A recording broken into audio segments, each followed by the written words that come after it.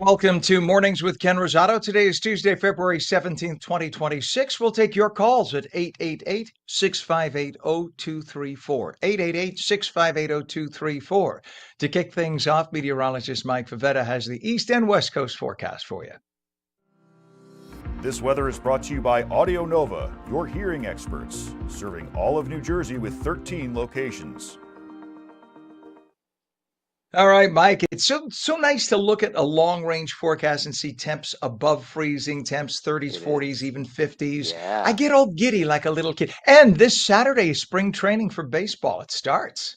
It's right around the corner. And yet with the overnight temperatures, Ken, above the freezing mark, we're working in the right direction, right? Going into the next few days, it's warmer, but it's also wetter. You see the clouds outside right now across all of New Jersey. That a big part of the forecast this week, as are the clouds and showers across most of California, with some big systems moving into the West Coast. Those prompting some flood alerts down along the coast, even some very heavy snows in the mountains. So our forecast over the next few days points to some wetter conditions here across the east, with some snow locked up to the north. It's a little too warm to snow here, but we'll stay in the 40s each afternoon, with the overnight temperatures remaining in the upper 30s. And with that, that milder trend works eastward, giving us warmer than average weather over the next few days. That will feel fantastic. We'll tell you more about the next few days coming up, Ken, with your next weather update. That's in a few minutes. All right, Michael, thank you very much, sir. We appreciate you. Lots of little traffic pockets already to talk about because of the clouds and the little rain, a little schmutz here and there. So we're getting that right now on the New Jersey Turnpike. We see that there's a crash at the Eastern Spur northbound at interchange 15W, which is by I-280 in Kearney. If we have it, there we go.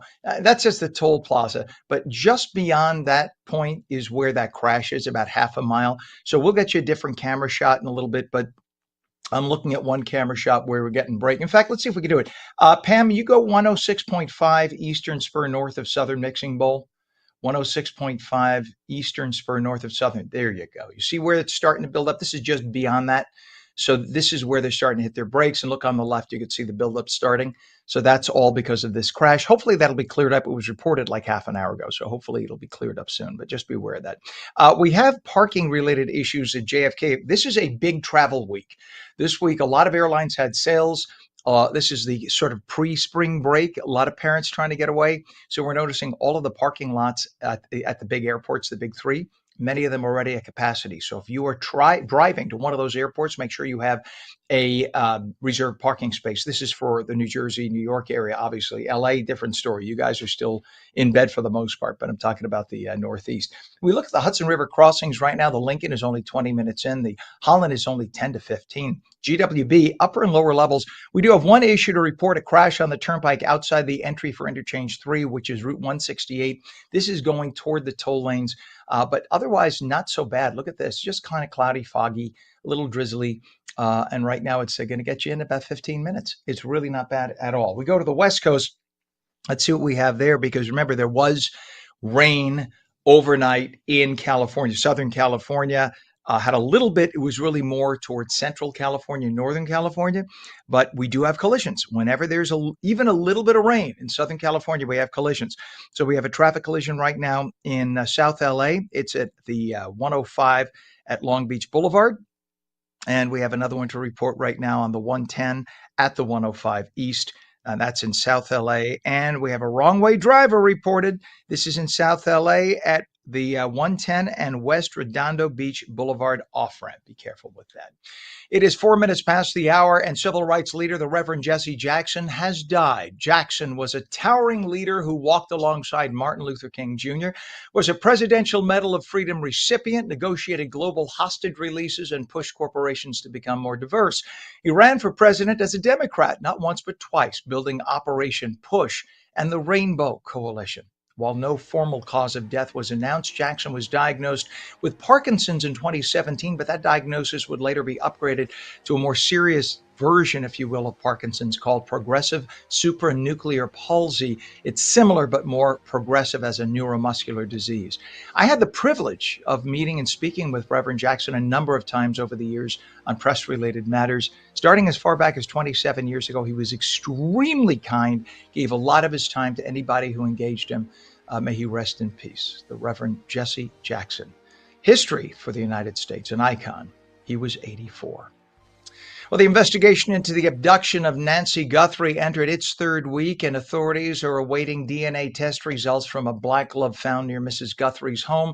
The glove is believed to be the same one worn by the alleged kidnapper in the doorbell cam video. Savannah Guthrie issued a statement on Instagram Sunday pleading with the kidnappers. Hi there, everybody. I wanted to come on and just share a few thoughts as we enter into another week of this nightmare. I just want to say, first of all, thank you so much for all of the prayers and the love that we have felt, my sister and brother and I, and that our mom has felt. Because we believe that somehow, some way, she is feeling these prayers, and that God is lifting her even in this moment and in this darkest place. We believe our mom is still out there. We need your help. Law enforcement is working tirelessly around the clock, trying to bring her home, trying to find her. She was taken and we don't know where. And we need your help. So I'm coming on just to ask you, not just for your prayers, but no matter where you are, even if you're far from Tucson, if you see anything, if you hear anything, if there's anything at all that seems strange to you, that you report to law enforcement. We are at an hour of desperation, and we need your help. Well, helicopters have been scouring the skies trying to detect a signal from Nancy Guthrie's pacemaker. Also, investigators have finally cleared all the family members of any guilt. President Trump threatened the abductors, and Savannah urged her mother's kidnappers to do the right thing. But with no sign of the 84-year-old, there are growing concerns about her welfare and questions about how long the investigation may drag on. The Department of Homeland Security is shut down, but you probably didn't even notice. Congress didn't vote to fund the agency last week, but nearly all DHS workers will remain on the job, even if many aren't getting paid until the lapse ends. DHS is the last federal agency lacking funding for the remainder of the fiscal year 2026, which actually runs through this coming September 30th. Since the record-long shutdown ended mid-November, lawmakers have passed a number of spending bills for the rest of the government. The most recent package, approved at the end of January, only funds DHS for 2 weeks. It actually ended the 15th of February. It gave Congress more time at that point to negotiate reforms in the agency's immigration enforcement operations, but that never happened. This was a demand by Senate Democrats, or there was one, after 2 aggressive protesters were fatally shot in Minneapolis by federal agents. When laptop computers were a new thing, many liberal activists complained the poorer kids were being deprived of a quality education because they didn't have a laptop. They couldn't afford one. So school districts ramped up their budgets. Public officials guilted corporate executives, probably for the right, to donate millions of laptops to ensure that practically every kid in America would get one. The results? Not very impressive. Kids ended up distracted on their laptops. They were no longer taught cursive, and math and reading skills actually plummeted. And studies show that kids lack retention of subject matter when they don't physically write down notes. So apparently it reinforces your memory when somebody talks to you and you write things down or repeat it out loud, because now different parts of your brain are functioning at the same time. So now a growing number of parents across the U.S. are actually opting their children out of using school-issued laptops, citing concerns about screen time, distractions, and access to inappropriate content. Some students say the devices cause headaches or make it harder to focus, prompting families to request traditional pen and paper learning instead. Remember that back in the day? I used to use papyrus. It is 9 minutes past, and the latest at the Olympics in Milan Cortina. The U.S. women's hockey team won 5-0 against Sweden in the semifinals and will head to the gold medal game this Thursday. Plus, the U.S. teams of Danny O'Shea and Ellie Kam and Emily Chan and Spencer Akira Howe compete for medals in pair skating. 3 Americans, Kelly Humphreys, Elena Myers-Taylor, and Keisha Love, are in 2nd, 3rd, and 5th, respectively, after the 3rd heat in women's monobob. 10 minutes past, social media personality and wrestler Logan Paul set a world record after his rare Pikachu Illustrator Pokemon card sold for $16.5 million at auction. The sale followed 41 days of bidding at Golden Auctions and is now the highest price ever paid for any trading card. Paul originally bought the card in 2021 for $5.25 million, which had already been a record for a Pokemon card at the time. The collectible is considered the holy grail among fans, with only a few dozen believed to exist, and Paul's was graded in pristine condition. And for those who aren't counting, today is actually Mardi Gras, Fat Tuesday, also known as Shrove Tuesday, Pancake Tuesday. The day became known as Fat Tuesday because Christians who observe Lent, which begins tomorrow with Ash Wednesday, would eat all the goodies in the house so they could properly fast during Lent. This is a way of cleaning out the flour. Jews usually do this also, cleaning out the house of any flour and whatnot. It actually serves a couple of purposes because flour, as it sits there, gets like bugs and stuff. So you want to clean it out, clean up the cupboards, and start afresh after Lent. It's also, by the way, known as Random Act of Kindness Day. Nice thing, dedicated to performing small, unexpected gestures of goodwill for strangers and loved ones alike. It encourages people to look beyond their own routines and make a positive impact through selfless actions that require no reciprocation. So eat up and do nice things for others today. And another great American loss, legendary actor Robert Duvall also passed away. He was 95. His 54-year-old wife, Luciana, announced the actor passed away peacefully at home. Duvall's career spanned more than 6 decades. He first gained major recognition in 1962 with a memorable dialogue-free role as Bo Radley, launching a path to stardom over a career of more than 90 films. Remember The Godfather? Duvall earned a number of Oscar nominations and won an Academy Award for his incredible performance in Tender Mercies. I remember that. That cemented his legacy as one of Hollywood's most respected performers. Again, Robert Duvall, 95 years old. He was married 4 times, by the way. His last wife was 41 years his junior. God rest his soul. He was an incredible actor. It is 13 minutes past the hour. When we return, there is an important medical milestone offering new hope to people living with multiple myeloma. We will explain. Meteorologist Mike Favetta returns with your full forecast, and we'll take calls at 888-658-0234. You're watching Mornings with Ken Rosato live on the East and West Coast. Don't go away.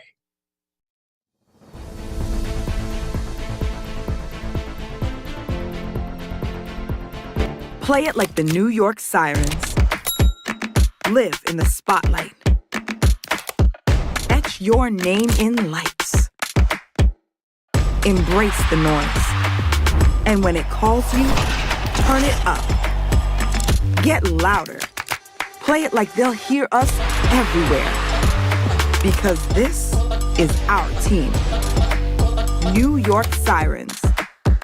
Play it big.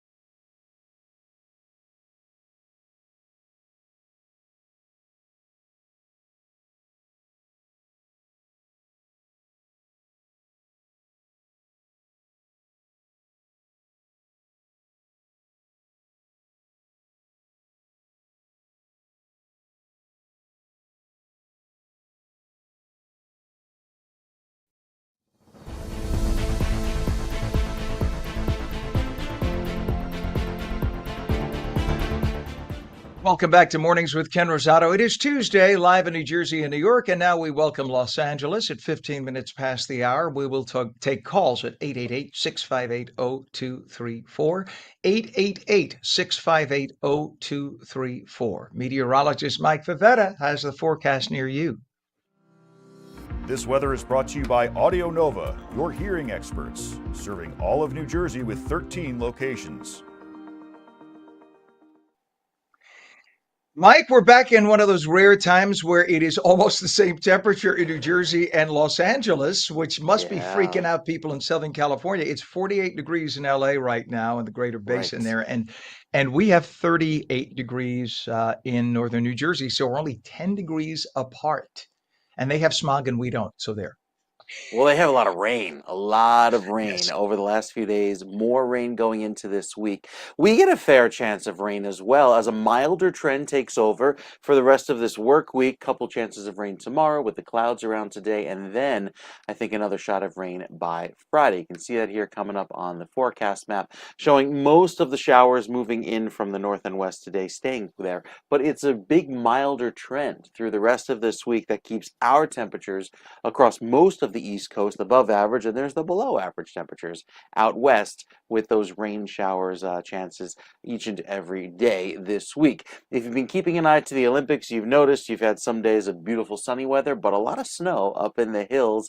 All of those hills showing in the Alps, rather, not a little more than hills, they're mountains, bringing back another chance of snow later on this week with a couple of inches over toward Livigno, Bormio, even Predazzo, as those temperatures stay cold enough, picking up another few inches. But of course, in the valley there toward Milan, right through the rest of this week, some more chances of rain, another half-inch of rain falling there. Now, our forecast back home brings back some clouds today into tomorrow, and really for the rest of this week. By Friday, we get a good shot of some rain to help keep melting off that snow. And then as we head into a quiet Saturday, there is a chance for the potential for some snow to come back on Sunday. You can see a system just offshore, maybe throwing back some snowflakes our way by Sunday afternoon. Still 5 days away, so something to keep an eye on and watch, but something may happen by the end of this week as the air will be cold enough. We'll tell you more about that coming up and talk more about that big snow, feet of snow in California in the mountains. That coming up in our next weather update, Ken. All right, Mike, thank you very much. Again, to repeat, 48 degrees in Los Angeles from all the rain they've had. And we noticed a lot of accidents. We'll talk about that in a second because of all the rain. You know the old song, "It never rains in California, but girl, let me warn you." I could go on. Younger folks are like, I never heard of that, Ken. It was when I was a kid in the 70s. Back when we had two tin cans and a string as a phone. That's what we used to use. Television was like a distant thought. But nonetheless, it does rain in California, just not as often as it does in the East Coast. And when it rains, it does pour, and they tend to get flooding. And that's why we're having some accidents, and the temperature has dropped, as Mike said. We have a temperature of 38, though, in New Jersey, 39, actually, northern New Jersey, 35 now in Trenton. Let's go over some of the traffic if we can right now. We have a crash right now on the New Jersey Turnpike. This is by exit 15W. Take a look. You can see just a little buildup still with some damp roadways, a little fog in the area too. Look at that those left lanes. That's going right into the crash site. So just by, this is northbound 15W on the New Jersey Turnpike. Just be aware of that as you head in that direction. We just got a report now of a crash on the Garden State Parkway northbound south of exit 137, Route 28 Cranford with the left lane blocked there. Route 21 has delays southbound rather, from south of Chester Ave to East 3rd Ave in Newark. All lanes open. Just a little bit of a slowdown. We have problems at the parking lots, the big parking lots at the major three airports. The worst right now is Terminal 4 parking over at JFK in Queens. Part of the problem is this is a big vacation week. A lot of people are driving to the airports. So if you are driving to the airport, make sure that you have a reserved parking space. Very easy to do online, or else you may show up. You may be looking at the watch thinking, oh, I got to catch a flight in an hour, and you can't park your car. So either take an Uber or cab or reserve a parking space in advance. Also, we have problems getting into or across the Hudson River. The Holland Tunnel's not so bad at 15 minutes, but the Lincoln Tunnel now has a disabled bus. See if we had this shot on the 495. There you go. So you can see the car starting to slow down. This is 495 right before the helix, those middle lanes where it says Ken. That's where the slowdown occurs. And that takes you for about a mile all the way around the helix into the Lincoln Tunnel, the three tubes. What we're seeing right now is because of that disabled bus, that's causing some delays. So just beware of that. That's going to probably slow things down for a good hour until they get that taken care of. Your GWB, upper and lower levels, not bad at all. Great alternate right now. Look at that. Nothing. So this is exactly 1 mile from New York in New Jersey. And you can see it's moving beautifully. It's only 10 minutes across. Take advantage of it while you can, because people are going to start heading there now that they know about the Lincoln Tunnel issue. On the West Coast right now, we have a traffic collision. This is actually a number of collisions. And again, this is because roadways are damp today because of all the rain they've had. This is in South LA on the 710 at Route 91. We have a collision on, in East LA on the 710 at South Atlantic. And we have another collision, Central LA, on the 5, where the 5 meets the 110, excuse me. Roadway flooding reported now in West Valley at State Route 118. That's at the 405. Beware of that. And we have a traffic collision now reported East LA, and that is on the 605 North at the 10. So just beware of that. 21 minutes past the hour. We have an important medical milestone offering new hope to people living with multiple myeloma. A groundbreaking CAR T cell therapy developed by Legend Biotech has been used to treat more than 10,000 patients worldwide. That's a significant number, marking a major step forward in personalized cancer care. The treatment uses a patient's own immune system to fight the disease. Alan Bash is the president of I'm going to get this wrong. I know it. Forgive me. Help me out here. Carvicti, and Larry You got it, Rothschild, Ken. a patient. Thank you. A patient who underwent the therapy and is here to share his personal journey. We say good morning to both of you, gentlemen. God bless you, and good to have you both on. Good morning. Good morning. Alan, let's start with you. Why is that number 10,000 patients treated? Why is that such an important milestone? Well, Ken, it's exciting because we've had a chance since discovering and developing Carvicti to help more than 10,000 patients. And that's important because that means 10,000 patients are now benefiting from this very novel treatment. It's a one-time infusion.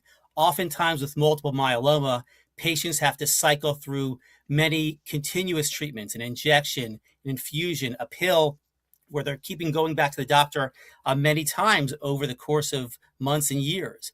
But with Carvicti, we've been able to show that with a one-time infusion, we can help patients like Larry, and we're excited to welcome one of the patients here on this discussion today, because now we can help patients live a better life once they've been able to have that multiple myeloma taken care of with an infusion like Carvicti and get back to normal living. That's what we're trying to help patients do. That's amazing. Now, is this just for one specific cancer, or is it just specifically multiple myeloma, or could this be applied to other cancers? So Carvicti is specifically for a certain type of multiple myeloma. And multiple myeloma is the third most common type of blood cancer, so it's quite prevalent. And this particular therapy is used for patients who have gone through certain prior treatments and have relapsed and now are looking for a new option. But CAR T in general, to your point, Ken, CAR T is being looked at for many other types of cancers, even other autoimmune conditions. So the field is really exploding in terms of the opportunity to use CAR T for many different types of diseases. That's amazing. And for people who don't realize, and only because I have done 1,000 of these interviews over the years as there have been advances, when you are treated with chemotherapy, what happens is sometimes a rogue cell survives, right? And adapts. And then 5 years from now, you get a relapse of the cancer, and the original chemo doesn't work because that cell figured out a way to survive. And that's how future times you say, well, we can't give you any more chemo. It won't work because it won't kill that cell, right? Do I have it right? But with this is different. This uses your own immunity to go, what is it, basically unlock a door, so it teaches your own cells that's what you got to eat, and it goes after and kills the cancer cells. That's absolutely right. So chemotherapy is designed to kill the cancer cells just by basically, destroying them and destroying their ability to multiply. What a CAR T therapy does, like Carvicti, is it takes the patient's own T cells, the own immune cells. We actually draw a bag of blood out of the patient, a small bag of blood. We take it to our manufacturing facility, which actually is right there in Raritan, New Jersey. And we then train the T cells to be able to detect the cancer. We then reinfuse those cells back into the patient, their own cells back to the own patient. And then the patient's immune system starts to find the cancer and then surveil the cancer and then start to kill the cancer cells and then continually stays on guard, if you will, for any new cancer that pops up. So yes, it's personalized to the patient, it's their own cells, and it's training the immune system on how to keep the cancer at bay for sometimes, months, sometimes years. And so that's the success we've seen with Carvykti and other treatments like it. And if necessary, you could actually give it again, right? Because it's like giving somebody a treatment. It's like giving somebody, in essence, a very complex and very specific antibiotic. So you just give it to them again to go after the cells in case your cells forgot. That's unreal. And Larry, first of all, you're here for a reason, my friend. Clearly, that if you had to be diagnosed when you were diagnosed when this is in existence, what led to your diagnosis, Larry? And what other treatments did you try before CAR T? Well, back around 2019, I was having a lot of pain in my rear area, around the spine area, and I kept going back and forth to a general practitioner. He sent me to a spine doctor, had blood tests. One thing led to another. Back around 2019, late around the fall, I was diagnosed with, having something going on. So they did the operation. I had a spinal fusion because something had gone after my spine. At that point, they didn't know it was cancer. They said it was negative. So it went on to about 2020, around to March, give or take. And all of a sudden, it went from no cancer to stage 3. So at that point, I started having, chemo, was having, like you said, the different cycles. This went on for a couple of years, radiation, more chemo, going on to 22, 23, in the hospital. So about 3 or 4 different cycles and coming back with in progression and not in having the cancer. They said the chemo wasn't working no more. And I wasn't going to go for a stem cell transplant. That's old technology, a lot of side effects. I started doing research about the CAR T, and I told my doctor, I'm interested in doing this CAR T cell therapy. I heard there was very good results, and I had it at 2 years ago now, in 2024, in February, and I've been 2 years cancer-free, basically. And, latest blood tests and everything else, scans, everything is fantastic. And, that is beautiful. Thank you. I mean, you and your whole family must be, it's like rebirth for you, I would imagine. It's just amazing. Well, I had some great support in my family. A lot of people wanted to help me, and I went through the different doctors, and MSK had helped me a lot, and through the biotech, as he said, the CAR T, Carvykti. It's so far as I look out like Pac-Man. Have you ever seen a video of the CAR T going after the cancer cell? It's going after it like that. It sort of looks like that, and that's how I think about it. And it's still working. Awesome. And knock on wood, we keep on going. May it keep going, and that's beautiful. So that you could be an evangelist about it and talk about it to everybody. Alan, we got to ask you because we're wrapping up with time wise. But what's a website so people can get more information and tell their doctors about this therapy if their doctors don't realize? Well, patients can certainly check us out at carvykti.com. We also have legendbiotech.com, which is our corporate site. But I think if you go into any of these sites, or you go to ChatGPT or you go to Google and you start searching CAR T treatments for multiple myeloma, you'll find us. We get inspired by patients like Larry. And the other part of Larry's story is that his family members heard about it, and they were the ones who helped him get to the right treatment. So I would say all family members should be doing the search as well. Amen to that. Alan Bash, president of Carvykti. That's CARVYKTI.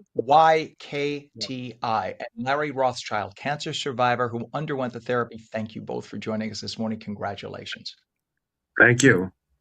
You bet. Thank you. And when we come back, you may have a serious heart problem. You will not want to miss what we have to tell you. We'll be back in just a moment.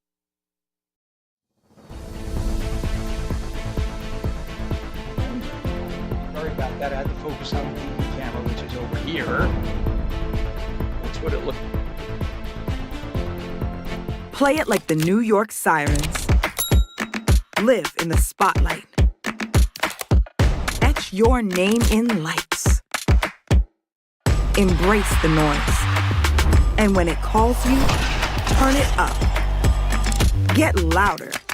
Play it like they'll hear us everywhere. Because this is our team. New York Sirens. Play it big.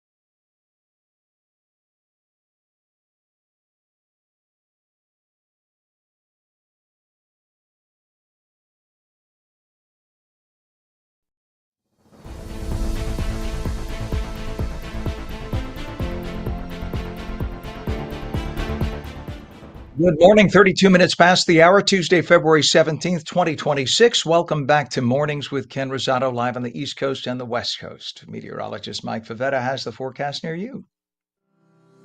This weather is brought to you by Audio Nova, your hearing experts, serving all of New Jersey with 13 locations. All right, it is time to take a look at the forecast, and we're seeing changes, East Coast and West Hmm. Coast, right? Yeah, it's going to warm up this weekend, so kiss that snow goodbye. We've been looking at it for at least the last month, and it's just been kind of this eyesore, watching it turn grayer and icier, refreezing every night. But even with a milder trend this week, we'll see the overnight temperature stay above freezing.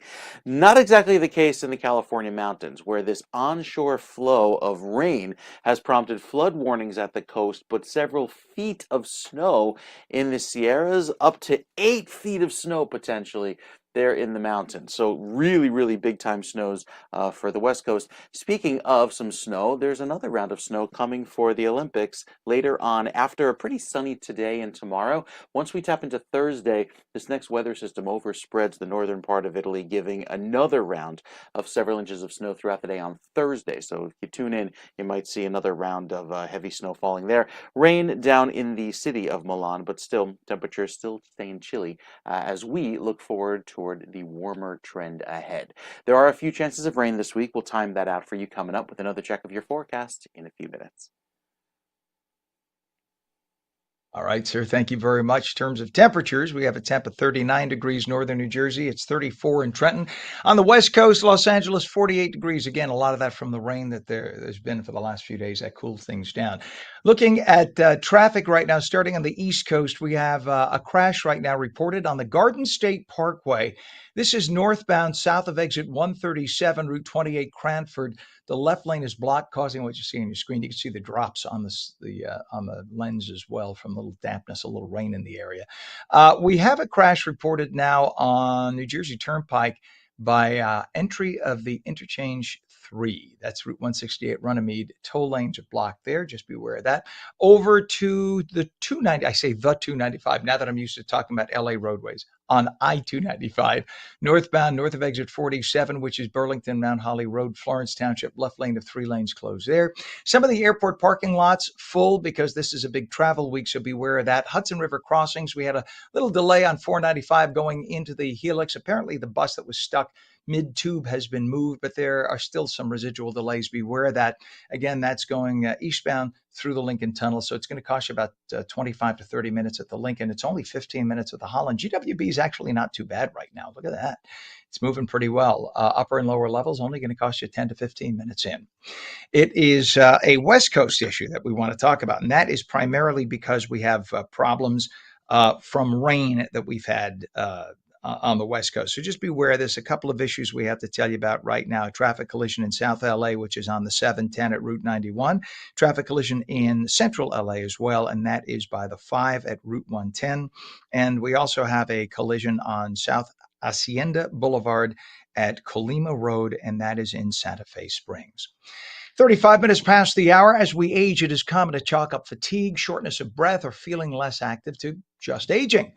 But for some, these lingering symptoms, these annoying symptoms, or even the absence of symptoms, could actually signal a serious heart problem. Nearly 12 million Americans are living with heart valve disease. Yet 1 in 3 older adults don't even realize it. Heart Valve Disease Awareness Day is this Sunday, February 22nd.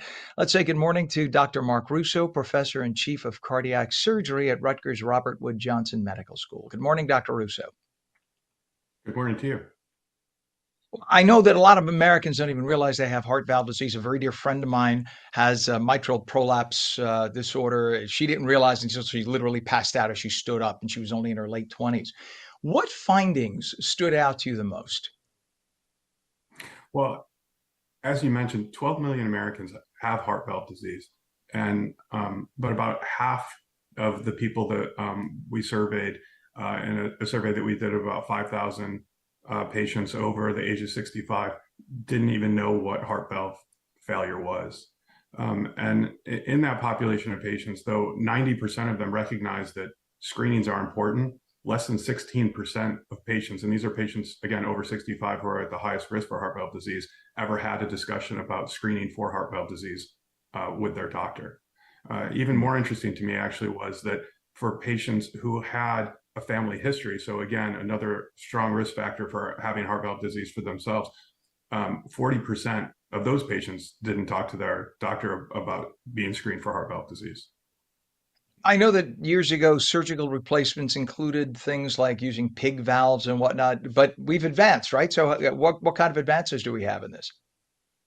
So we still do those things. I'm a heart surgeon, and traditional open heart surgery is still a great option for patients. We can do many of those procedures minimally invasively through a small incision. But over about the last 15 years, we've developed even less invasive therapies, catheter-based therapies, where we can make a puncture in the blood vessel in the leg.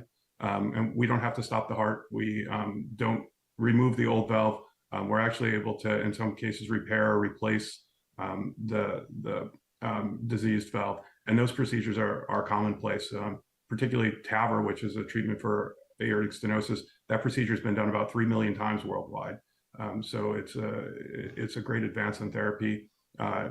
For TAVR specifically, the procedure typically takes less than an hour, and about 90% of patients go home the following day, most saying they feel better almost right away. It's insane. So the heart is actually still beating while you are working on one of the valves that's moving.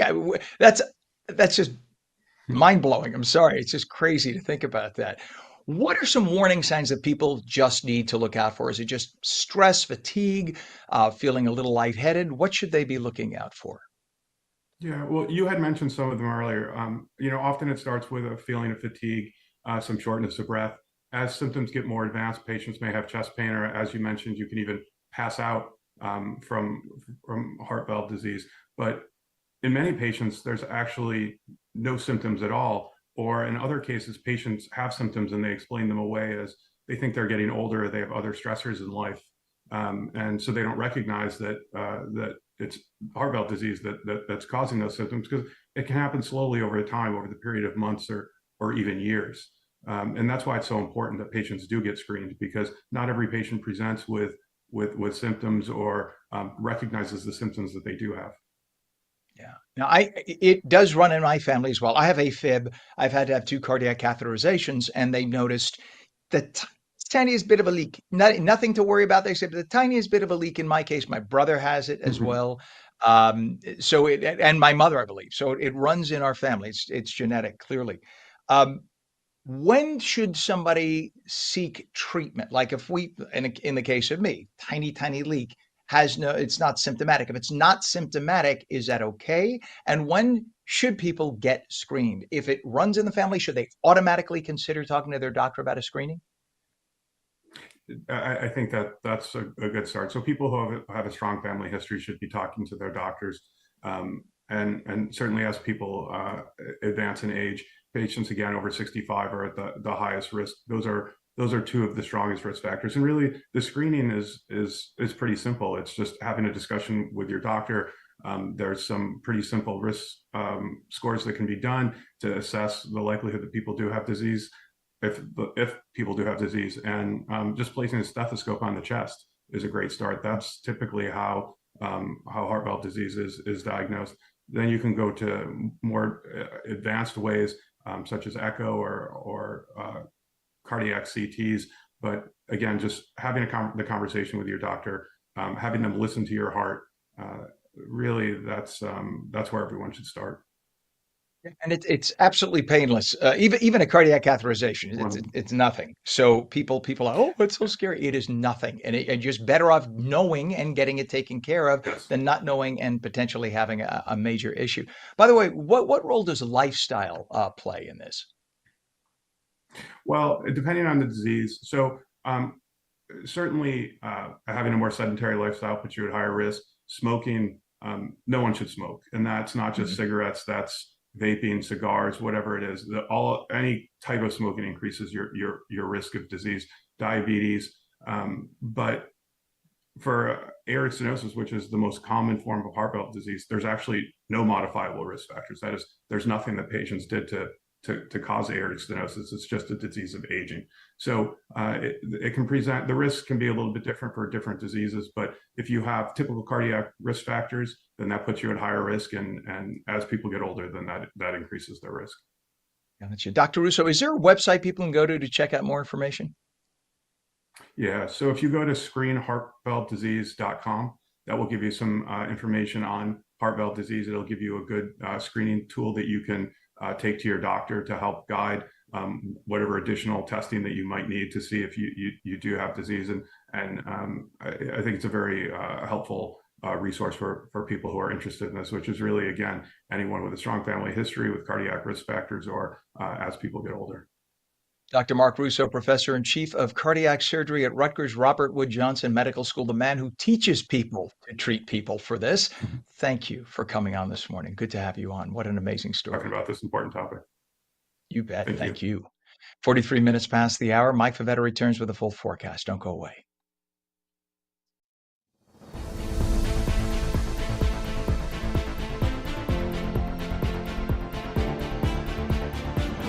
Play it like the New York Sirens.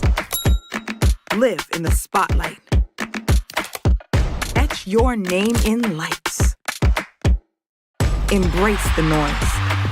And when it calls you, turn it up. Get louder. Play it like they'll hear us everywhere. Because this is our team. New York Sirens. Play it big.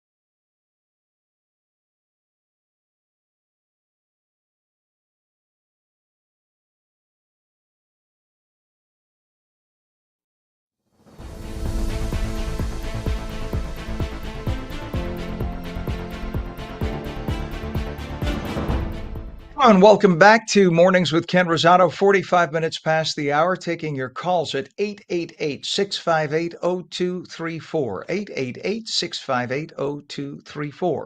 Meteorologist Mike Favetta has the forecast for your city.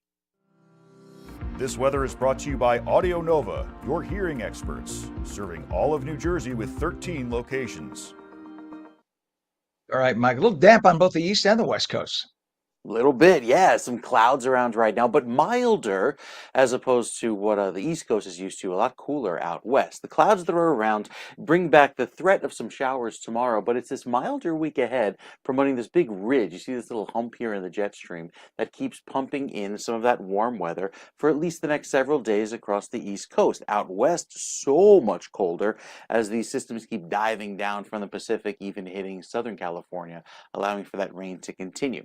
But as we head into the next few days, we keep an eye peeled for some calm weather for most of the East Coast. A little bit of rain likely arriving by tomorrow afternoon. Some of the snow stays north, and then more clouds on the way for Thursday.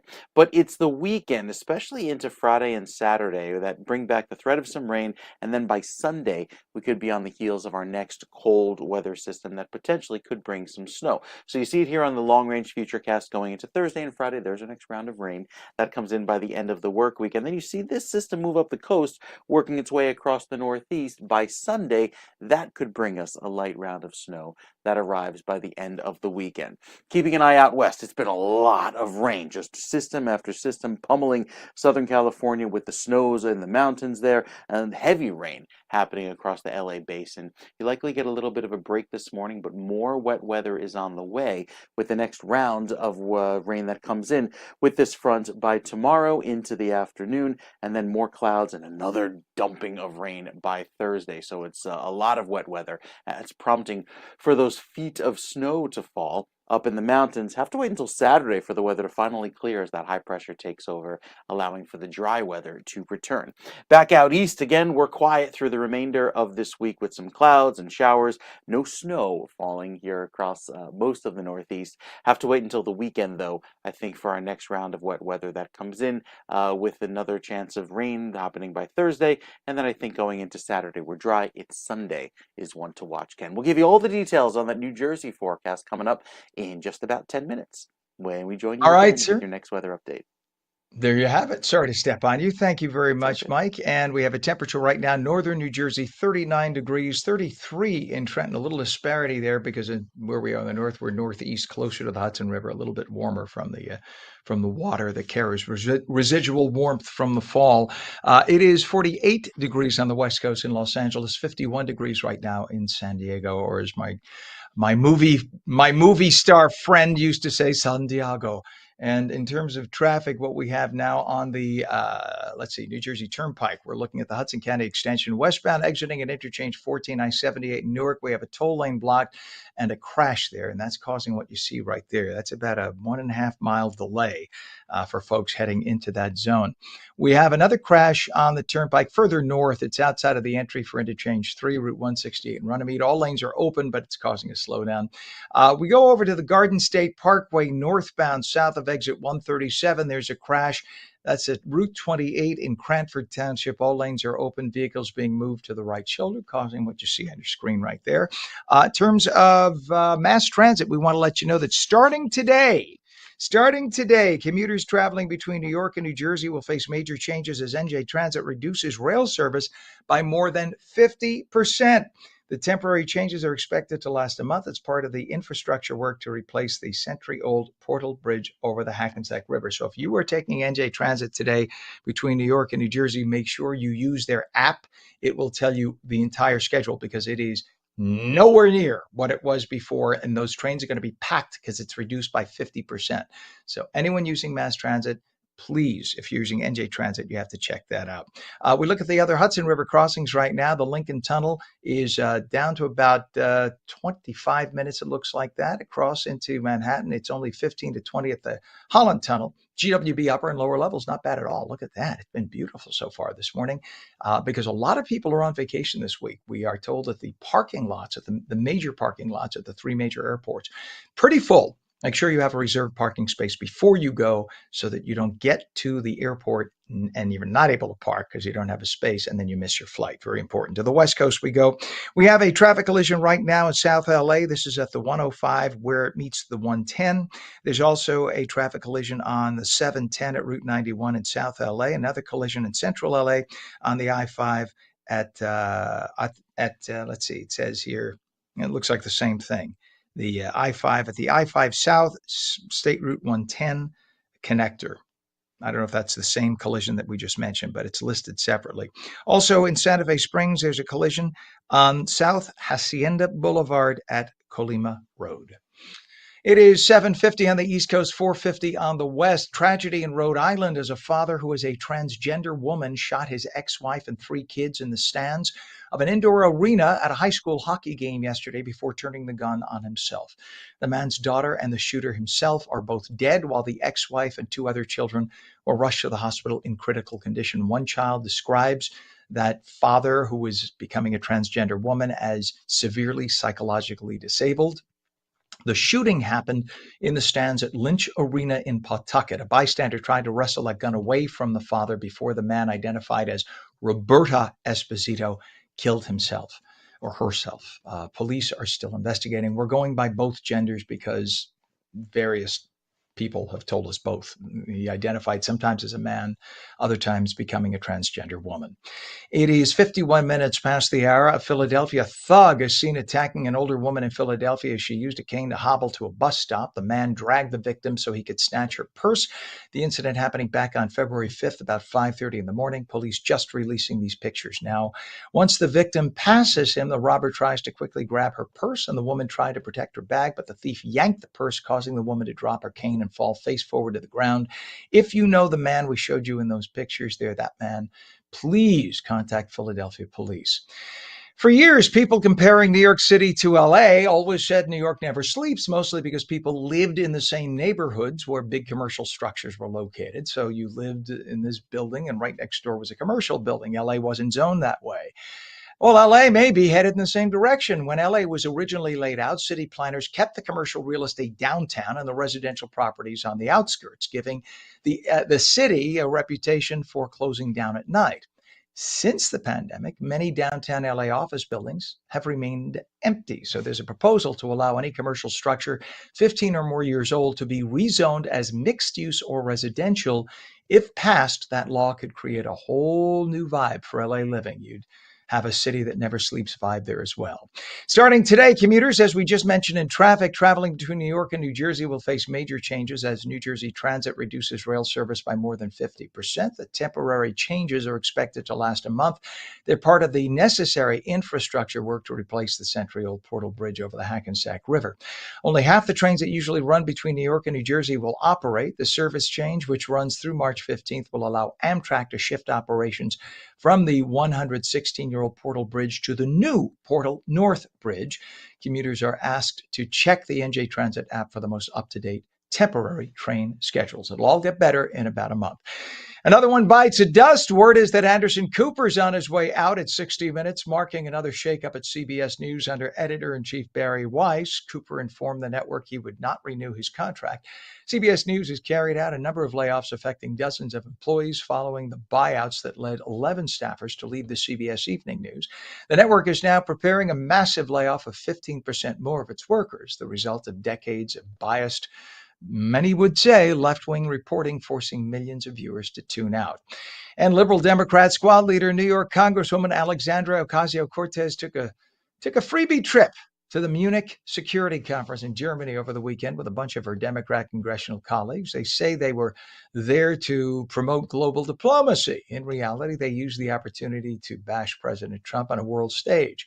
At one conference, Cortez was asked about whether the U.S. should commit troops to protect Taiwan if necessary, and her response was a meandering word salad that lasted nearly a minute. Listen up. Would and should the U.S. actually commit U.S. troops to defend Taiwan if China were to move? I think that this is such a, I think that this is this is, of course, a very longstanding policy of the United States. And I think what we are hoping for is that we want to make sure that we never get to that point, and we want to make sure that we are moving in all of our economic research and our global positions to avoid any such confrontation and for that question to even arise.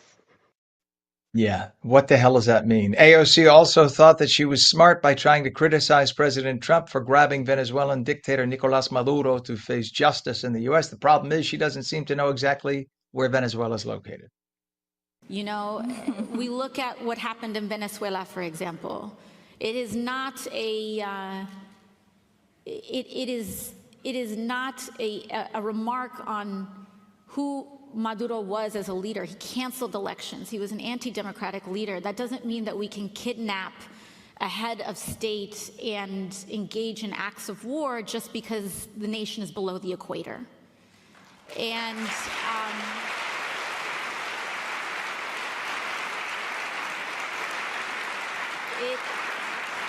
and by the way,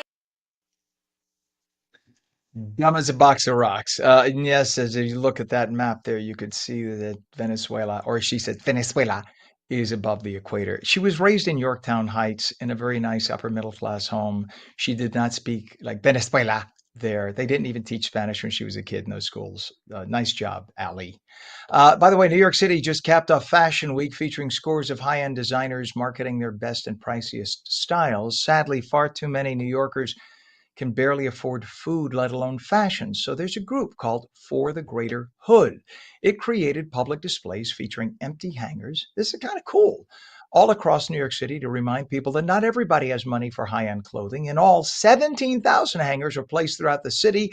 Each hanger included a QR code that shares a personal story and encourages a donation of money or clothing. I think that is a very clever way to get people's attention. Doesn't hurt anyone. You're not yelling at anybody. You're not hurting anybody's feelings. And it would make me look and it would make me hit the QR code. Good for you for doing that. That's a very good thing. And yes, there are too many people who cannot eat and could use your help. 58 minutes past the hour for those of you watching on LACA on the West Coast. Stay tuned for your local news. If you're watching on New Jersey, ONNJ.com, we will be right back live with New Jersey news, opinion, weather, and traffic. Thank you for watching the show. Mornings with Ken Rosato. We're coming right back.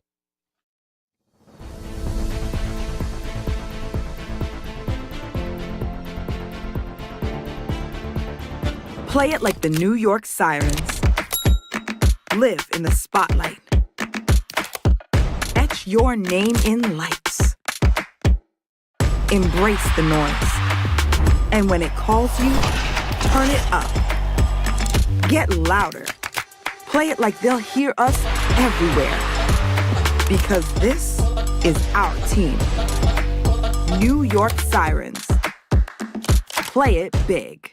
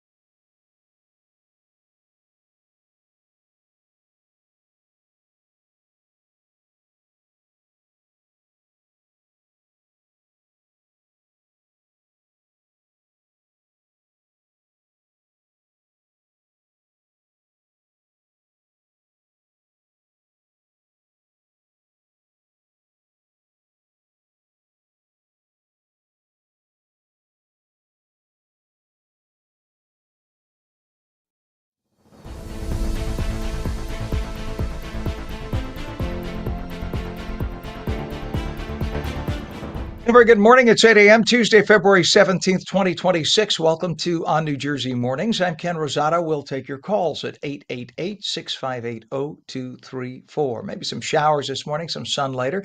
It'll be milder, though, highs in the upper 40s. We head to meteorologist Mike Favetta with a check of the Garden State forecast. This weather is brought to you by Audio Nova, your hearing experts, serving all of New Jersey with 13 locations. All right, Mike. So we see a little dampness on the roadways, but as you mentioned, quite a bit milder already. It's 40 degrees in northern New Jersey and 34 degrees in Trenton. You know, Ken, we're on our way to 50 or better across some places, especially with the sun shining later on today. A little cloudy right now, some fog in spots, but that's the warm air doing its job, melting a lot of that snowpack that's around. The temperatures even above freezing down the shore, 34 degrees in Ship Bottom. Looking great today. A little bit of a breeze out of the south and west, but that's the good news, pushing in a milder fetch of air. Now, with the wind gusts at the moment, light and variable. At some places, they could be as gusty as 21 miles per hour, others not very gusty at all. It's all about the warmer weather. We're about 5 to 6 degrees cooler than this time yesterday. And with a round of sun coming back at us later today, helping to clear the clouds, yes, we will see those temperatures climb to near 50 across many locations. 46 up in Montville, 48 back by Randolph, and 47 there in Toms River at the many Audio Nova clinic locations across New Jersey. Throughout this afternoon, there's your 50 over in Newark by 2 o'clock today. Again, it's depending on sunshine. We get another round of light rain late tonight into early tomorrow morning. As that moves through, it gives us some light spotty drizzle and just continues aiding the melting process. I think Thursday night has another round of light rain. Could be some ice mixing in up in the northwestern counties. But beyond that, it's going to be a dry finish to the day on Friday.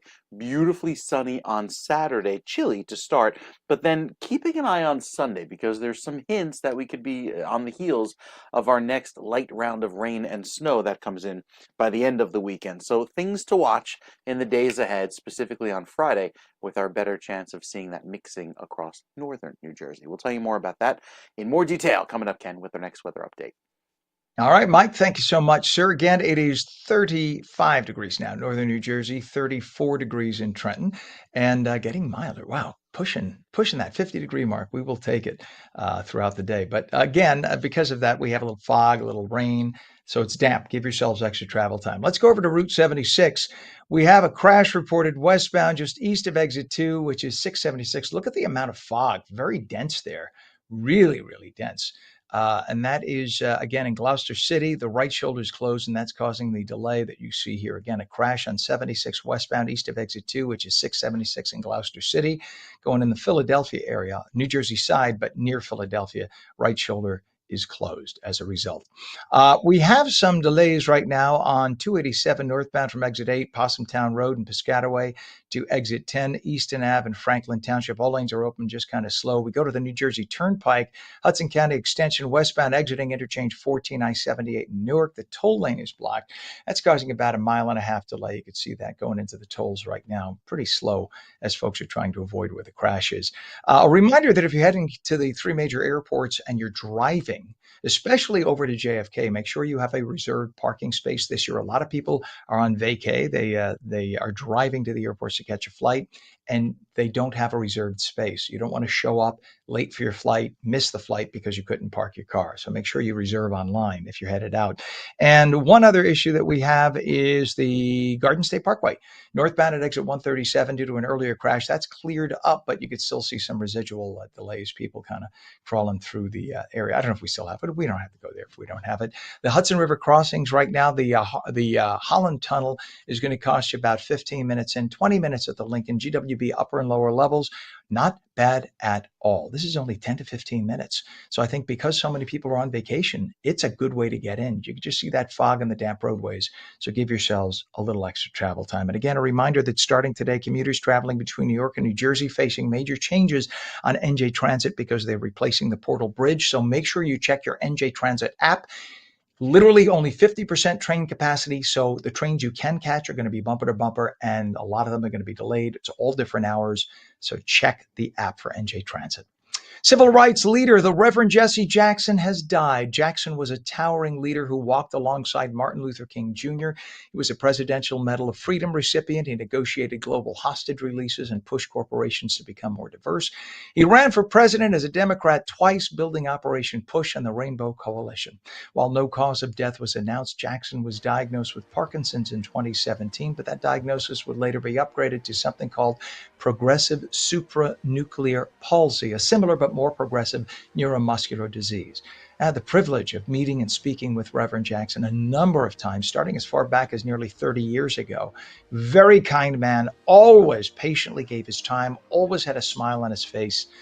Rest in peace, the Reverend Jesse Jackson, a pioneer in our country, was 84. The investigation into the abduction of Nancy Guthrie entered its third week, and authorities are awaiting DNA test results from a black glove found near Mrs. Guthrie's home. The glove is believed to be the same one worn by the alleged kidnapper in the doorbell cam video. Savannah Guthrie issued a statement on Instagram Sunday, pleading once again with the kidnappers. Hi there, everybody. I wanted to come on and just share a few thoughts as we enter into another week of this nightmare. I just want to say, first of all, thank you so much for all of the prayers and the love that we have felt, my sister and brother and I, and that our mom has felt. Because we believe that somehow, some way, she is feeling these prayers, and that God is lifting her even in this moment and in this darkest place. We believe our mom is still out there. We need your help. Law enforcement is working tirelessly around the clock, trying to bring her home, trying to find her. She was taken and we don't know where. And we need your help. So I'm coming on just to ask you, not just for your prayers, but no matter where you are, even if you're far from Tucson, if you see anything, if you hear anything, if there's anything at all that seems strange to you, that you report to law enforcement. We are at an hour of desperation. And we need your help. Savannah looks exhausted, poor thing, and I'm sure she is. She's been through hell. Helicopters called signal sniffers are scouring the skies trying to detect any kind of a signal from Nancy Guthrie's pacemaker. Also, investigators have finally cleared all the family members of any guilt. They said they've been very cooperative. President Trump threatened the abductors, and Savannah urged her mother's kidnappers to do the right thing, but with no sign of the 84-year-old, there are growing concerns about her welfare and questions about how long the investigation will drag on. Garden Staters, watch out for the return of an old scam. It's called the White Van Scam. It involves fake home theater equipment and other electronics. Scammers come to you in a parking lot saying, hey, something fell off a truck. I got some extra electronic equipment. It's back here. Nobody knows. You know what I'm talking about? I'm serious about that, though. And they'll let you have that electronic equipment for an unbelievable discount. Problem is, even though they usually have something physically to offer you, it's usually a piece of crap. It's usually broken. It doesn't work. Even if it's boxed nicely, it's usually fake. The stuff is garbage. And then you give them cash. You get home and you find out either it works for a second and breaks or it doesn't work at all. If anybody approaches you with an offer like this, politely say no. Go and contact police. Remember the old adage, if it seems too good to be true, it usually is. Six Flags Great Adventure is launching a major hiring push to fill about 3,000 positions before opening in a few months. The park needs ride operators, food service workers, lifeguards, maintenance staff, and more. Six Flags is expanding and needs the help. And if interested, you can attend one of their hiring events or just apply online. Many of the jobs are perfect starter jobs for your teens. 9 minutes past, people in Helden are being urged to boil their water before consuming or using it near anything like your eyes or your nose. There was a water main break there, causing reduced water pressure and a possible contamination of the supply. Officials urge residents to use bottled or boiled water to brush their teeth, wash their faces, or give to their pets too. Repair crews work to get things patched up. The boil water warning will stay in effect till testing shows water is once again potable, safe to drink. Former TV reporter Alex Zidane has announced a campaign to challenge Senator Cory Booker. Cory Booker in November. That's the way he talks when he's on the Senate floor with his fake acting. He's the worst friggin' actor on the planet. Zidane's campaign calls him an alternative voice focused on affordability, public safety, and government accountability. Booker was the former mayor of Newark and has made his name as being firmly anti-President Trump. That's what he does best. He hates Trump. For the moment. He used to like Trump years ago. If the Republicans take this seriously and pump money into Zidane's campaign, Zidane may have a shot as long as Zidane pushes the fact that every aspect of life in New Jersey is controlled by Democrats and we are drowning in debt in the Garden State in comparison to larger Republican-led states that have zero debt and at the same time lower or no taxes. There's a new way for politicians to pick your pockets when you drive over a bridge following in New Jersey, or in New York's footsteps, I should say. New Jersey now has license plate reading cameras at the New Hope Lambertville toll bridge, so folks without an easy pass can now drive over the bridge without stopping. Don't worry, you'll be sent a bill with a hefty surcharge tacked on if you don't have a sensor on your windshield. This allows officials to eliminate human toll takers, more money in their pockets. Oh, and if you don't pay the bill they send you in a timely fashion, your registration gets suspended. Good luck with that. The new system expected to be put into service in May. And how can you tell if somebody is sexually compatible? Pull out a ruler and measure their face. Hypnotherapist and face reader Lori Bell says you should look at your potential partner's face and measure the lower half from the tip of the nose to the tip of the jaw. Notice the distance. If it is very long, they are more sexually dominant in bed. The same holds true, she says, for people with wider jaws versus narrow ones. People with narrower jaws tend to be more like chameleons, meaning they'll go along with whatever their partner wants, and they tend to be more submissive. She goes on to say that padded faces and jaws reflect a kind of considerate lover, while sharp or bony features suggest selfish or self-serving tendencies. So go around and measure from the tip of the nose to the jaw. Tip of the chin. Interesting. It is currently 36 degrees at 8:13. When we come back, we speak with New Jersey native, actor, producer, and director Raw Liba. A mix of clouds and sun this morning, then becoming cloudy later. Maybe a shower this morning, some sun later. It'll be milder with highs in the upper 40s. Meteorologist Mike Favetta returns with your full Garden State forecast, and we will take your calls at 888-658-0234. 888-658-0234. You're watching Out New Jersey Mornings. We're coming back in 2 minutes. Don't go away.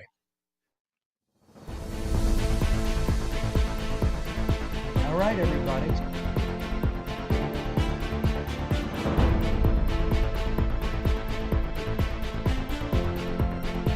Play it like the New York Sirens.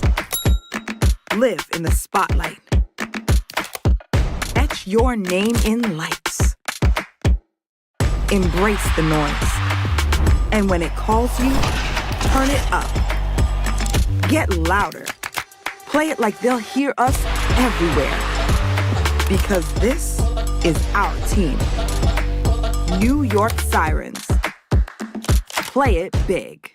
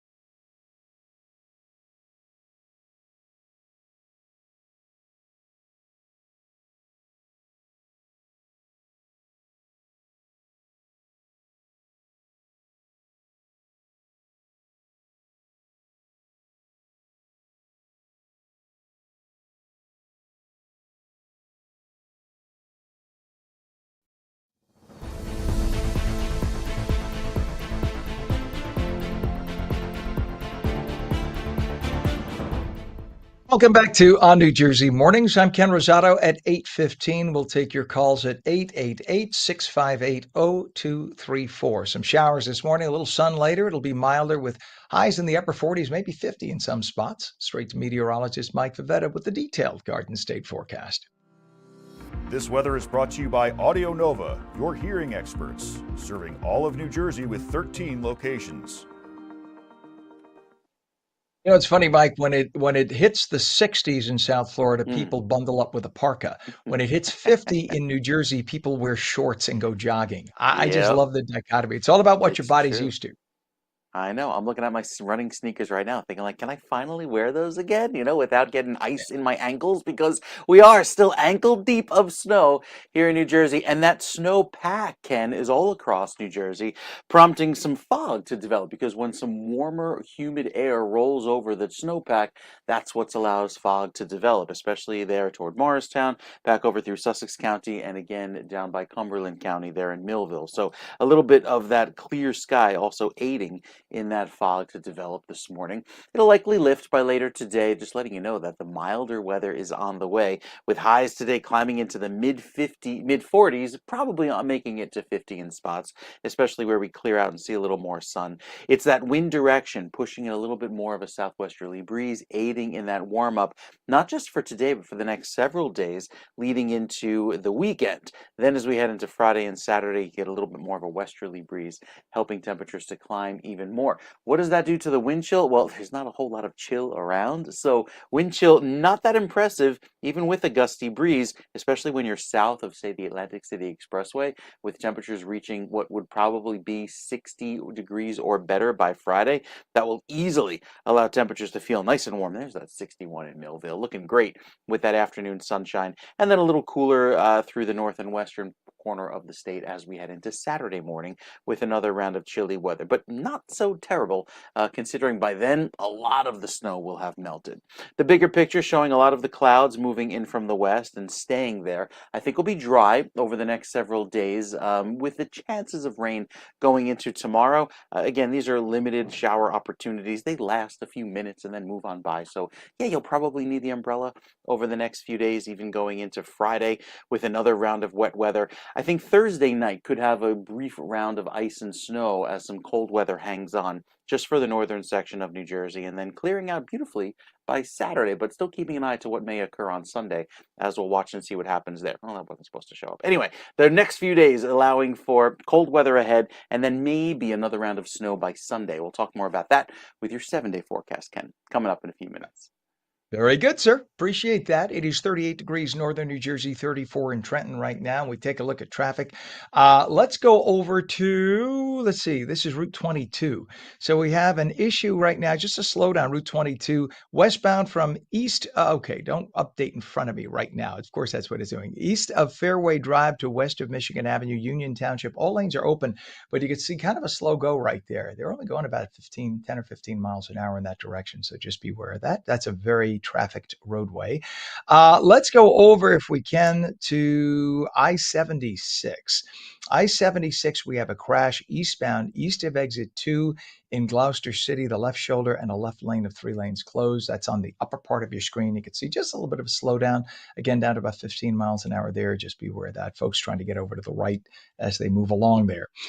Just a reminder that there are issues for parking at the 3 major airports. Make sure if you are driving to those airports, you have a reserved parking space so that you can get there and not be late for your flight, because you want to be able to park your car and get right in, basically. That's very important. And then we have a problem right now on 495. Let's go to 495. This is the famous camera that we always show. Okay, so it doesn't look so bad here right now because it hasn't built up yet. You give it 5 minutes, it will. See, we're in the middle where it says Ken, call Ken.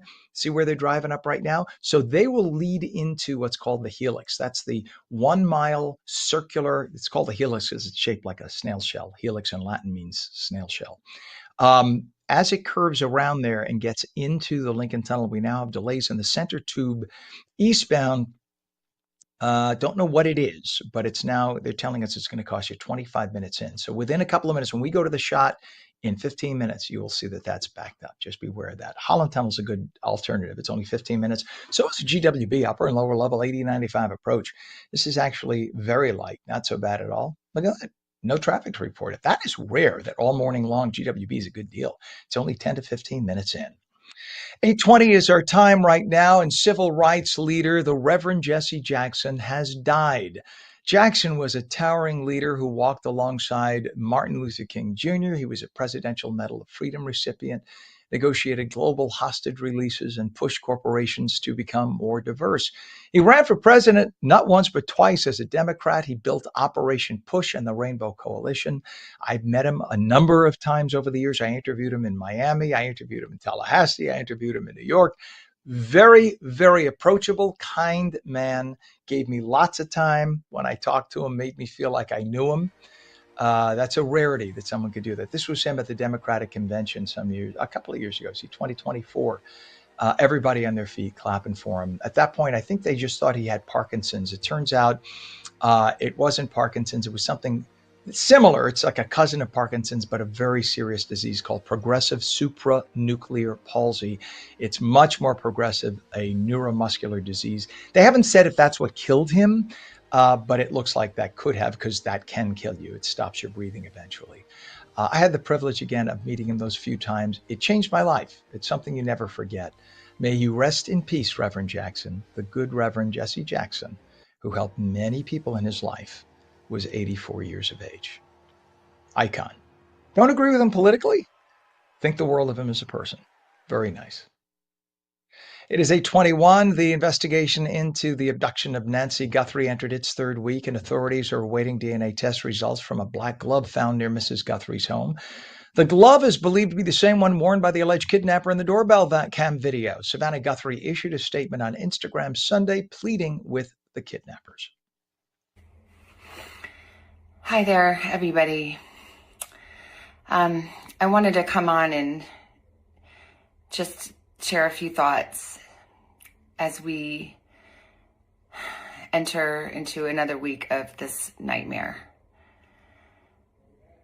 I just want to say, first of all, thank you so much for all of the prayers and the love that we have felt, my sister and brother and I, and that our mom has felt. Because we believe that somehow, some way, she is feeling these prayers, and that God is lifting her even in this moment and in this darkest place. We believe our mom is still out there. We need your help. Law enforcement is working tirelessly around the clock, trying to bring her home, trying to find her. She was taken and we don't know where. And we need your help. So I'm coming on just to ask you, not just for your prayers, but no matter where you are, even if you're far from Tucson, if you see anything, if you hear anything, if there's anything at all that seems strange to you, that you report to law enforcement. We are at an hour of desperation, and we need your help. Helicopters called scrubbers. They basically have special antennas to receive faint signals, and they're scouring the skies trying to detect any signal they can from Nancy Guthrie's pacemaker.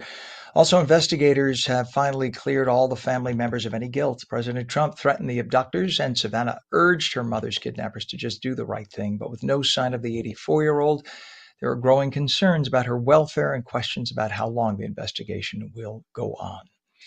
It is 8:24, and the Department of Homeland Security is shut down, but you probably didn't even notice. Congress didn't vote to fund the agency last week, but nearly all DHS workers will remain on the job, even if many won't get paid until the lapse ends. DHS is the last federal agency lacking funding for the remainder of fiscal year 2026, which runs through the end of September this year. Since the record-long shutdown ended mid-November, lawmakers have passed a number of spending bills for the rest of the government.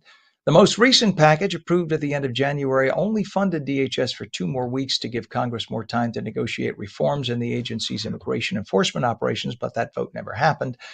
It was a demand by Senate Democrats after 2 aggressive protesters were fatally shot in Minneapolis. When laptop computers were a new thing, liberal activists complained that poorer kids were being deprived of a quality education because they couldn't afford a laptop. So school districts all across the country ramped up their budgets, and public officials guilted corporate executives to donate millions of laptops to ensure that practically every kid in America had one. The results? Things sucked. That's right. School scores went down. Kids were no longer taught cursive. Math and reading skills took a nosedive, and studies show that kids lack retention of subject matter when they don't physically write down notes. So now a growing number of parents across the US are opting their children out of using school issued laptops, citing concerns about screen time, distractions, and access to inappropriate content. Imagine that. You were damned if you did, now you're damned if you don't. Or maybe the other way around. You were damned if you don't, now you're damned if you do. Some students say the devices cause headaches or make it harder to focus, prompting families to request traditional pen and paper learning instead. Let's take us back in time. The latest at the Olympics in Milan Cortina, the U.S. women's hockey team won 5-0 against Sweden in the semifinals and will head to the gold medal game this Thursday. Plus, the U.S. teams of Danny O'Shea and Ellie Kam and Emily Chan and Spencer Akira Howe compete for medals in pair skating. 3 Americans, Callie Humphreys, Elena Myers-Taylor, and Keisha Love, are in second, third, and fifth, respectively, after the third heat in the women's monobob. Social media personality and wrestler Logan Paul, I should say, set a world record after his rare Pikachu Illustrator Pokemon card sold for $16.5 million at auction. The sale followed 41 days of bidding at Golden Auctions. It's now the highest price ever paid for any trading card. He originally bought the card in 2021 for $5.25 million, which already was a record for a Pokemon card. The collectible is considered the holy grail among fans, with only a few dozen believed to exist, and Paul's was graded pristine. Today, by the way, is Mardi Gras, Fat Tuesday, also known as Shrove Tuesday. The day became known as Fat Tuesday because Christians who observe Lent, which is tomorrow when Ash Wednesday happens, they would eat all the goodies in their house so they could properly fast during Lent. How fitting is it that today is also Random Act of Kindness Day, dedicated to performing small, unexpected gestures of goodwill for strangers and loved ones alike, encouraging people to look beyond their own routines and make a positive impact through selfish things. Don't be selfish. Do nice stuff. That's the important thing. You want to do nice stuff. And we should mention quickly in passing, we mentioned before, Robert Duvall passed away. He was 95. Coming up on 8:28, you're watching on New Jersey Mornings. We will be back in 2 minutes.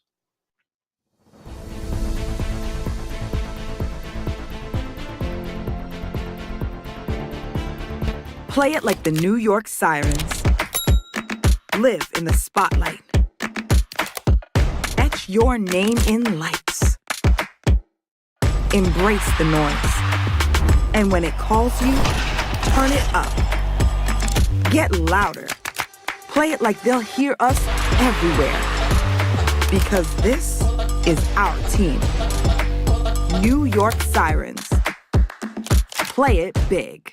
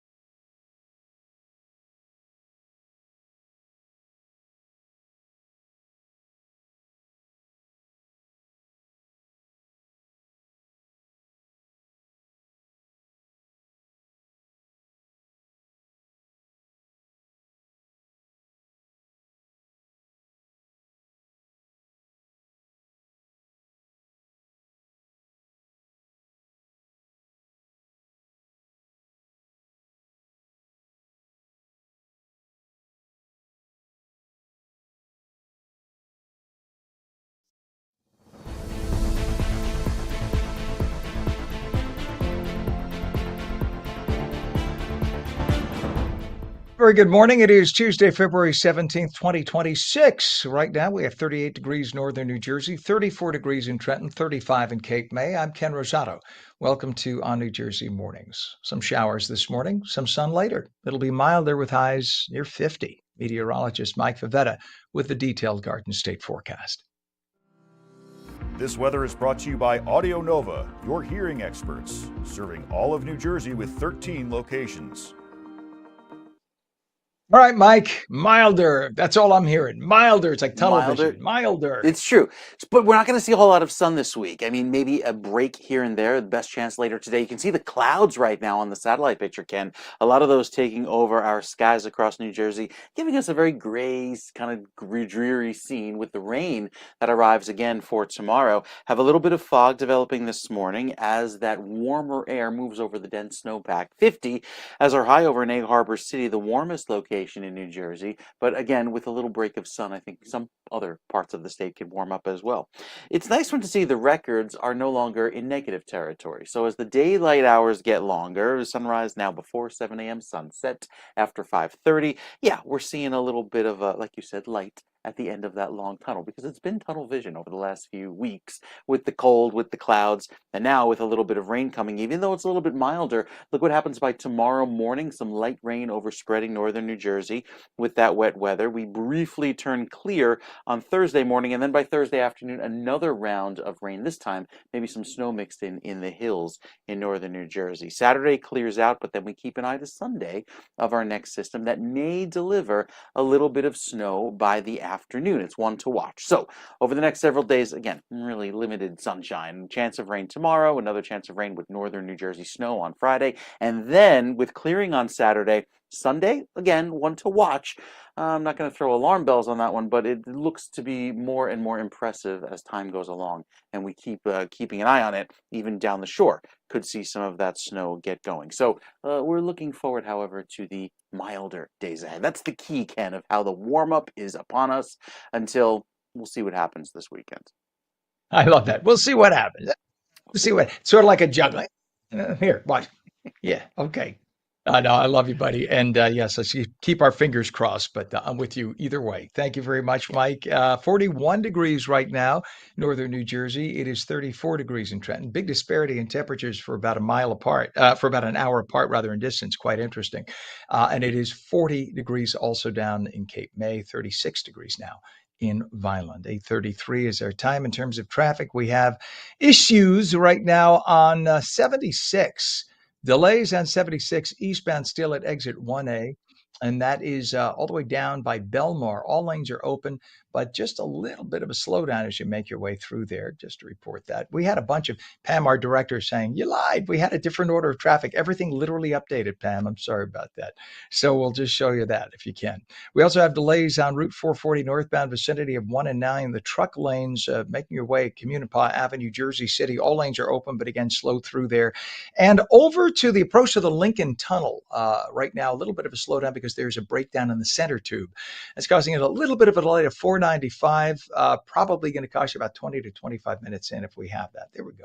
So that's the center lane just at the top of your screen in the very middle as they make their way around. That's the beginning of the helix, and that's where we have the issue beginning. So give yourselves a little extra travel time. That way it's going to cost you 10 to 15 at the Holland. GWB upper and lower levels been moving very well this morning in spite of fog and damp roadways. Only about 10 to 15 minutes into Manhattan. It's a very good thing. Your big problem this morning is going to be on NJ Transit. People traveling between New York and New Jersey facing major changes because they are replacing and upgrading the Portal Bridge. It's going to take about a month. So if you commute, I should say, with NJ Transit, use the NJ Transit app. It will give you the temporary updated trains for the next few weeks. After the 15th of March, you can go back to the old schedule, fortunately. 8:34 is our time, and this morning we're taking a look at a powerful new art exhibition right here in South Jersey that's blending, contemporary painting, mythology, and self-expression. Joining us is contemporary visual artist Devin Shimoyama, whose bold, layered work explores identity, transformation, and queer Black culture. His latest solo exhibition, called Shift, is now on view at the Rowan University Art Gallery and Museum, part of Rowan University in Glassboro. Good morning to you, Devin. Good morning, Ken. Nice to have you on. I was looking, going down the YouTube rabbit hole last night and looking at your work. It is mind blowing. The colors are awesome, and I just love Thank you. the imagery. It's very very cool, and I want everyone to check it out. We're going to talk about how they can do that later in this interview. But your work is known for being visually striking. You have rhinestones and sequins and glitter and rich color, but it tells deeper personal and cultural stories. So, what inspires that combination of the meaning of those stories and the materials that you use? Yeah, sure. Thank you so much. A lot of the things inspire what I'm making. I do a lot of research. My practice is based partially in research, sort of looking at religion, sort of looking at identity as well. I also do a lot of experimentation in the studio. I'm playing with a lot of materials that I associate with, kind of more craft materials that can kind of mimic something more glamorous. And and I love that kind of play of whimsy and materiality as well. I'm also Very looking cool. at And pop culture too. yeah, I didn't mean to step on you, but there's, by the way, I just want to give you a heads up. I don't know if your microphone is, it sounds like it's caught under your, yeah, and you might want to lift it Oh, up a little bit because it's muffling your voice a little maybe. bit. We want to hear you nice and clear. There we go. Yeah. All right. So now the Okay. exhibition is called Shift, and it draws inspiration from the Major Arcana Tarot deck. So what drew you to tarot as a framework for the new body of work? Yeah, I looked at tarot because it's sort of interesting to me, the type of imagery in it kind of brings together many different types of belief systems, looking at, the Egyptian pantheon, Catholicism and Christianity, but then also um, new symbols coming in from all different places. And I was really interested and fascinated how something so ancient and old can, still be so relevant today and be able to be used for people to kind of do their own searching of self and help give them guidance. Very cool. And it blends all those different things, fine art, pop culture, mythology, mysticism throughout the show. And now, in terms of how it helps you explore themes like identity and transformation, I mean, some people might say that's a leap, and I would say no. I mean, it's brilliant. Like, at what point did you think, well, there's a connection here? I could really find the connection. I think I was really interested in the fact that the original person who actually illustrated the most popular tarot deck, Pamela Coleman Smith, she was this kind of shapeshifter figure throughout history in her own lifetime, seeking out and trying on all different types of identities herself. And she used her kind of uh, incredible illustration skills and her own travels and deep dives into various cultures to bring together all different types of symbols so that way other people could then take from those symbols and read and project into themselves their own identities. And so that really was inspiring to me. Mm. And your work uplifts and centers the queer black male experience too, often using fantasy and symbolism. So, why is imagination such an important tool for making sense of real life experiences? I think imagination is this incredibly powerful tool. I think it's really useful in being able to imagine strategies and ways to move forward, to make progressive movements and to incite change. And so, imagination, fiction, all of these are kind of ways in which we as society can find ways to come together, to take action, to move forward. So that's something that's so integral to my practice, but also just to how we move through history in general. Now, only because I thought we had images to cut to and show you, and I don't believe we do Mhm. now. And that upsets me because I want the people to see. I'm going to do Yeah. this old school. I'm going to just show people, I mean, some of your work. And I know it looks like it's very low tech the way I'm doing this, but your work is absolutely amazing. I mean, I'm looking at the colors Thank that you. you use, the palette you use. Just for what is that called, by the way? This was fascinating. That one is called Temperance. And so, yeah, they're large scale paintings. That painting there is about 7 feet by 5.5 feet wide. So they're large scale. There's a lot of different mixed media, like you said. So collage materials, fabrics, a lot of sparkly and shiny things, jewelry. I love that. I love the fact that you mix all those different eye-catching factors into one. And I mean, your images tell quite a story. This is your regional debut here in South Jersey, and you're from Philadelphia originally, right? So this isn't far from your home, Yeah. your original home. I know you live out in the Pittsburgh area now, but you do call this region your home originally. And what does it mean to bring this exhibition to a new audience in the Mid-Atlantic area? I think it's really important that I was able to exhibit something near where my family lives. My family's still out in Philadelphia, and so going to and from South Jersey was something I always did growing up. So bringing something home is really important to me, but also bringing something to a place that kind of raised me is significant. It's a lot of the types of things that created the foundation as to who I am and how I think, and sent me out into the world, is in South Jersey and in Philadelphia. And so to be able to come home, after growing and bringing in all of these new things that I learned and how I've become the person that I am today is just really significant and special to me. Did you find, by the way, that because I've heard varying, I'm gay, and I've heard I come from the New York area. I had a very positive upbringing in terms of coming out. What was it like in the Philadelphia area for you? I was really fortunate to grow up in a family that was incredibly accepting and really supportive of who I am, and that's why I think a lot of the paintings that I make use so many vibrant colors and celebratory type of imagery. But I think the complicated nature of being queer in public spaces can sort of ebb and flow depending on where you are situationally. Being Black and queer and that type of intersectionality, going into certain traditionally Black Christian masculine spaces like barbershops can be complicated to navigate. Mm-hmm. So, it kind of changed, depending on exactly where I was at the time. So, yeah, it's complicated, but yeah. Well, but it's, I know we're very fortunate that we didn't have a lot of the negativity that unfortunately a lot of our brothers and sisters did coming out and growing up. We're both very Absolutely. blessed to have that. But I love your art. It's beautiful. I would Thank love to you. come down and see the show. It's about an hour away from me, but I'm going to try to get down there. What's a website for more information if we can? Yeah, I am on Instagram. All right. Oops, I'm sorry, I'm just losing some audio from you. So we'll check you out on Instagram. The solo exhibition Shift can be seen at the Rowan University Art Gallery and Museum in Glassboro. Artist Devon Shimoyama, have an awesome show. Thank you so much for coming on this morning. You're very, very talented. You're amazing. All right, thank you so much. Yeah, we're having some audio problems, unfortunately, but please check out his show. Coming up on 8:43, we'll be back in 2 minutes.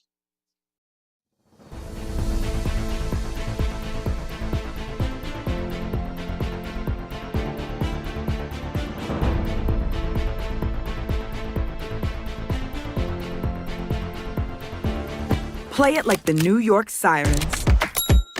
Live in the spotlight. Etch your name in lights.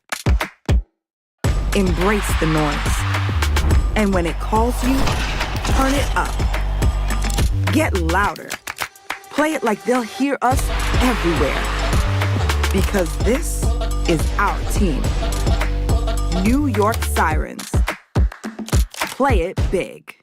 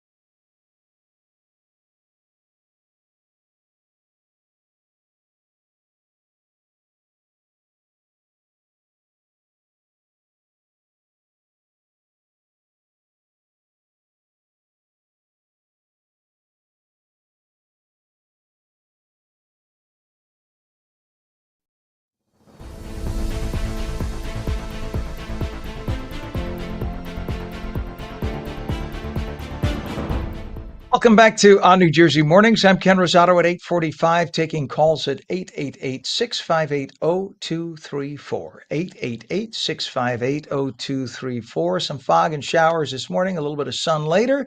Not a lot of it, some of it. It'll be milder, though, with highs upper 40s to about 50. Straight to meteorologist Mike Favetta with the Garden State forecast.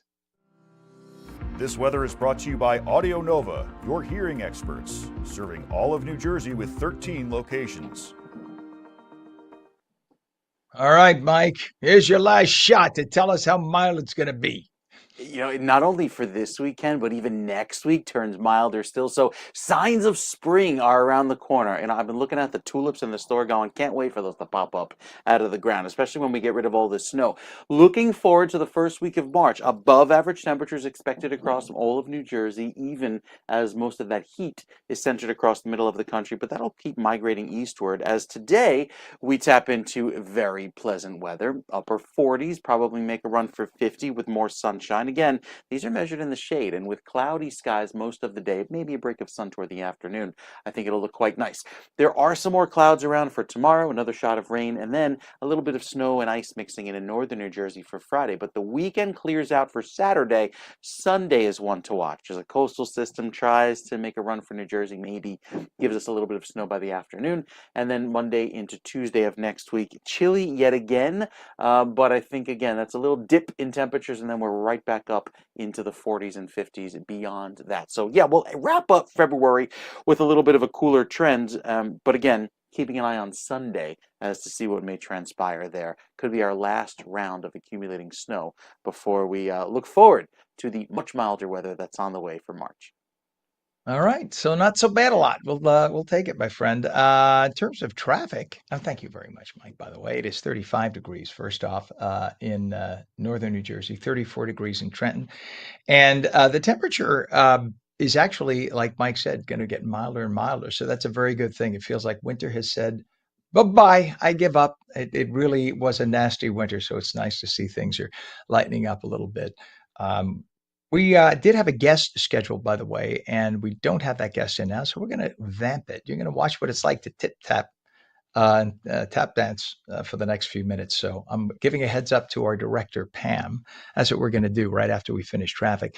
First off, just to let everybody know, there are delays on 1 and 9 at Tunnelly Avenue southbound, south of Secaucus Road or Secaucus, depending on where you're from, to County Avenue, Jersey City. All lanes are open, just a little slow. We have delays on the Turnpike Eastern Spur northbound from the Southern Mixing Bowl to south of Interchange 15W, I-280 Newark, a 2-mile delay there. That's all due to volume. Delays of the Lincoln Tunnel, Center Tunnel, eastbound New Jersey side, Toll Plaza, Weehawken, all lanes open.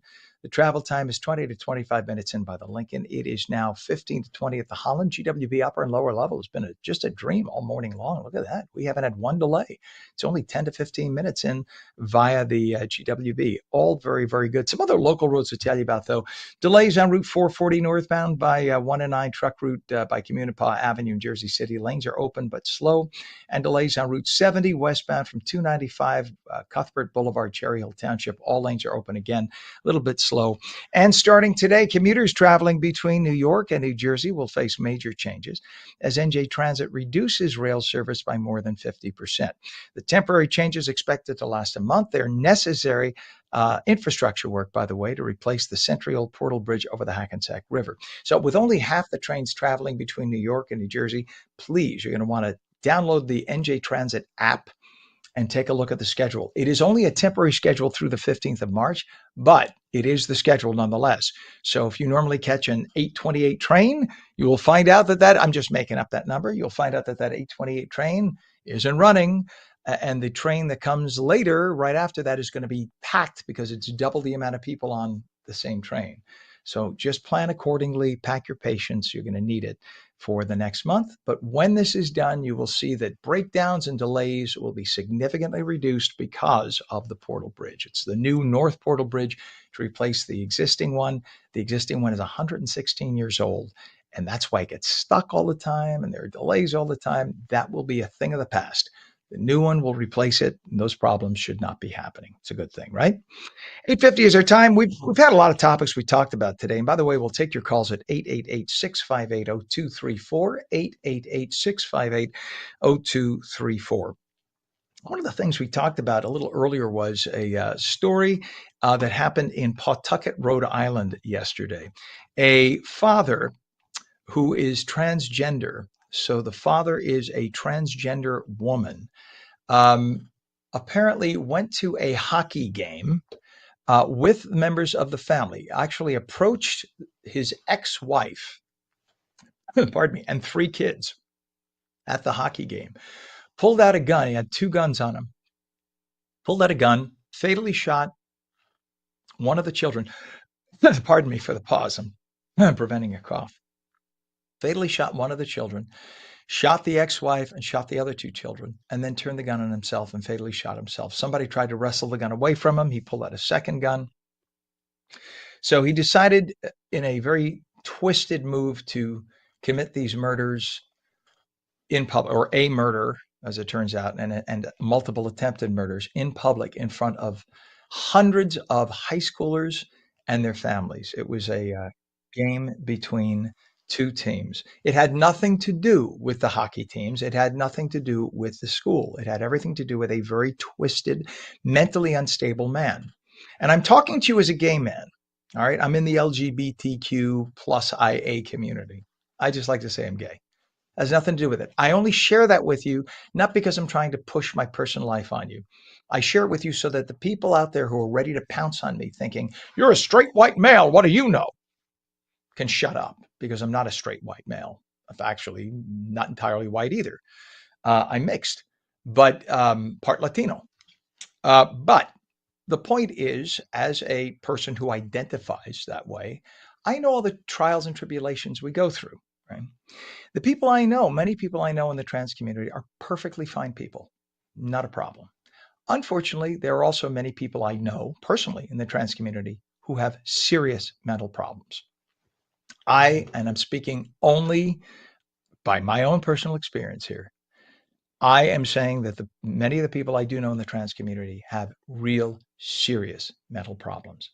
And I think because many on the left, many in the psychological community, they're afraid to address the issue head on.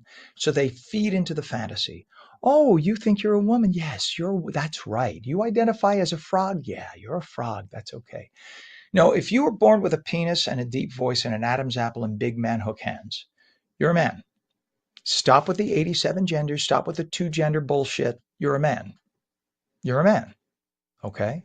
And if you believe you were born a woman in a man's body, you have I'm not saying you should be, no, you have a psychological issue and you should be treated for the psychological issue.